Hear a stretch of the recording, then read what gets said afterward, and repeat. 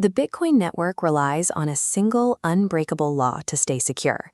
It requires brute physical force, specifically immense computing power distributed globally, to lock down the ledger and keep the system safe.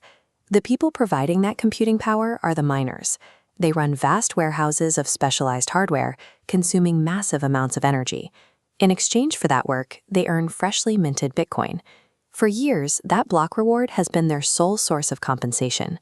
This chart shows Bitcoin's block rewards over time, highlighting a built-in mathematical certainty. Every 4 years, the network payout drops by half in a rigid stair-step pattern. The primary compensation for miners continuously shrinks by design. This creates a structural economic problem. If the revenue keeps getting slashed in half, the network has to find a new way to ensure miners will continue paying for the hardware and electricity required to keep the chain secure. Recently, the market introduced a potential solution. Massive institutional mining operations, including heavyweights like Luxor and Spiderpool, have altered their operational models this month. These institutions activated a mechanism called same-block dual rewards to extract secondary value from the operations they are already running. This shift among institutional miners suggests the network is moving toward a practical economic patch. It provides a way to address declining revenue and maintain the physical security of the chain. Traditionally, if a miner wanted to secure 2 different digital assets at the same time, they had to divide their computing resources. Half the machines would do one job while the rest did another. That limitation is removed by an infrastructure layer called TAP protocol. It allows miners to make simultaneous claims on multiple networks without splitting their processing power. A unified contribution of hash power is directed at the network. Filtering through the protocol, it perfectly splits into 2 outputs, securing the Bitcoin block and mining a secondary NAT token. The input metrics remain identical. Initial energy expenditure is static, but output yield doubles. The primary Bitcoin reward and the secondary NAT token are claimed from the very same block confirmation. The work is done once, but paid out twice. For a competitive mining pool operating on tight margins, a zero-cost, high-yield mechanic is an obvious choice. It maximizes the profitability of their existing physical footprint without increasing costs.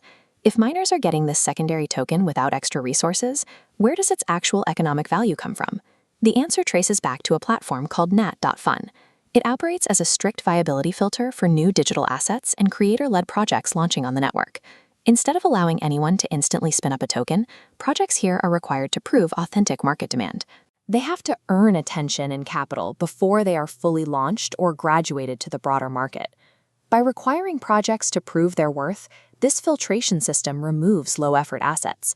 What remains is a high-activity economy built by creators offering actual utility. As this creator economy thrives, user activity and validation fees are continuously captured and pooled into a central protocol reservoir. The loop completes when that pooled value routes directly back to the miners, creating a second subsidy that compensates them.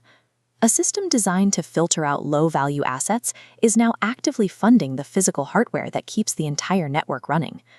The NAT token recently saw a 500% increase in price. Given the mechanics we just walked through, that movement is more than simple speculative momentum. The market is currently calculating the value of an infrastructure layer capable of generating a permanent, ongoing second subsidy for miners.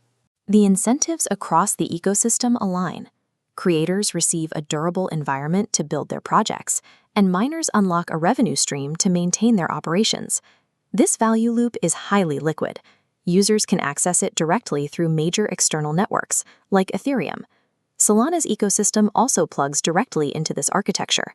By bridging these networks, the viability filter opens up to global, cross-chain participation. Compare this utility-driven approach to fragile projects that survive purely on recycled attention. Those models break apart the moment the trend moves on.